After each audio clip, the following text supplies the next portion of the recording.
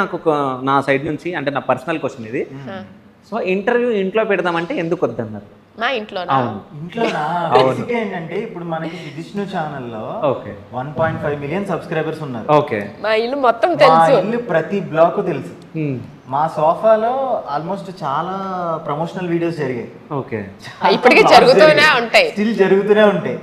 నేను చూసా ఎన్ని బ్లాగ్స్ ఏది ఉంటది ఎటు చూద్దామన్నా సరే నాకు టక్మని మా ఓడిది మా బావ వాళ్ళది ఇది తీరం కిచెన్. సో వాడు ఎప్పటి నుంచి అడుగుతున్నాడు నీకు ఏమైనా షూట్స్ ఏమైనా ఉంటే పెట్టుకో అని. నేను మిమ్మల్ని అడిగితే అప్పుడు మీరు అన్నారు కదా నేను కూడా లేదు అంటే రొటీన్ అయిపోయింది నాది కూడా. వాళ్ళ స్టూడియోలో కూడా రొటీన్ అయిపోయింది. అండ్ ఇంకొకటి ఏంటంటే అయాన్ష్ మధ్య మధ్యలో వస్తాడు. మనం 2 hours అనుకునేది 5 hours అవుతుంది. చాలా బాగుంది, చాలా బాగుంది. సీరియస్లీ చాలా పాజిటివిటీ ఉంటది. ఎక్కడికి వెళ్ళినా సరే మేము మా ఇంటికి వచ్చి ప్రశాంతంగా పడుకుంటాం.